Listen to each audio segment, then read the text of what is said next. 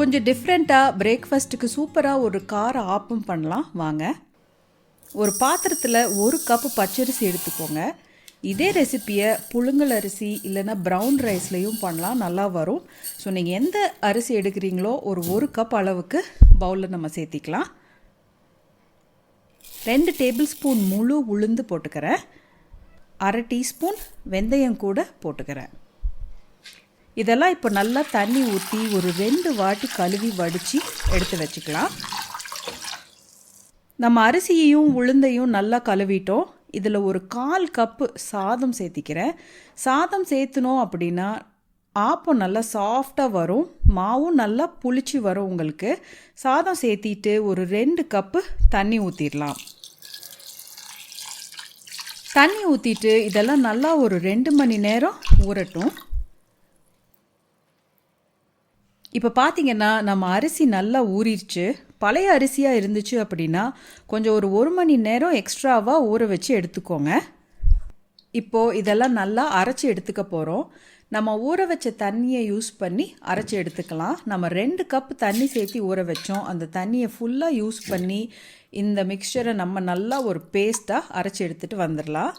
இந்த ஊற வச்ச அரிசியை ஒரே வாட்டி மிக்சியில் சேர்த்து அரைக்காதீங்க, மிக்சி ரொம்ப சூடாயிரும். ஒரு 2-3 வாட்டி பிரித்து அரைச்சி எடுத்துக்கோங்க. நம்ம ஆப்பம் மாவை நல்ல ஒரு பெயிண்ட் மாதிரி நைஸாக அரைச்சி எடுத்துகிட்டு வந்துட்டோம். நம்ம மாவு அரைச்சி ரெடி ஆயிடுச்சு. இதில் ஒரு 1/2 ஸ்பூன் உப்பு சேர்த்திடலாம். நான் கல் உப்பு சேர்த்துறேன்.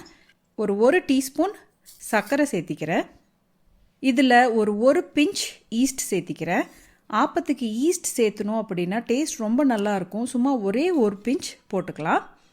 ஈஸ்ட் இந்த மாதிரி டப்பாவில் வரும். நம்ம ஃப்ரீசரில் வச்சிட்டோம் அப்படின்னா ஒரு வருஷம் ஆனாலும் ஃப்ரெஷ்ஷாக நல்லாயிருக்கும். வெளியே ஸ்டோர் பண்ணோம் அப்படின்னா சீக்கிரமாக கெட்டு போயிடும். இப்போது இதெல்லாம் சேர்த்து நல்லா கலந்து விட்டுருங்க.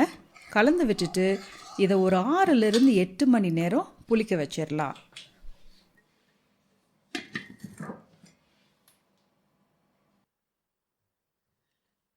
இப்போ பார்த்தீங்கன்னா மாவு நல்லா ஒரு 8 மணி நேரம் புளிச்சிருக்கு.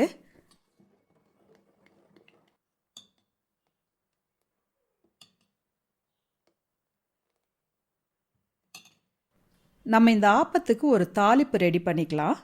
ஒரு சின்ன கடாயில் கொஞ்சம் நல்லெண்ணெய் விட்டுக்கிறேன். எண்ணெய் கொஞ்சம் சூடாகட்டும். அதில் கொஞ்சமாக கடுகு சேர்த்திக்கோங்க. கடுகு நல்லா பொரியட்டும்.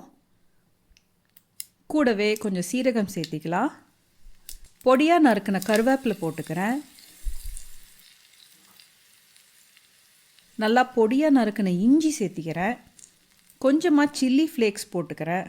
இதோட பொடியாக நறுக்கின பச்சை மிளகாயையும் சேர்த்திக்கலாம்.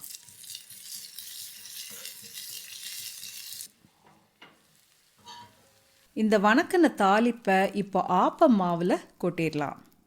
கூடவே கொஞ்சம் நறுக்கின கொத்தமல்லி தலையை சேர்த்திக்கலாம்.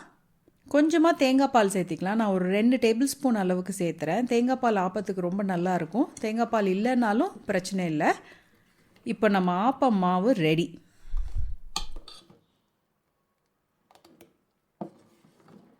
ஆப்பம் ஊற்றிடலாம்.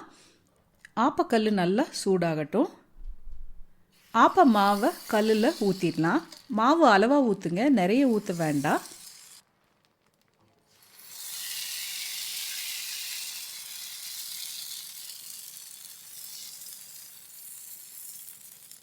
இந்த ஆப்பத்தை ஒரு நிமிஷம் நல்லா மூடி போட்டு வேக வச்சுக்கலாம். இப்போ பார்த்தீங்கன்னா நம்ம ஆப்பம் சூப்பராக ரெடி ஆயிடுச்சு. ஆப்போட சைட்ஸ் எல்லாம் பார்த்தீங்கன்னா நல்லா ப்ரௌனாக கிறிஸ்பாக வெந்து வந்திருக்கு. ஒரு பிளேட்டுக்கு மாற்றிக்கலாம்.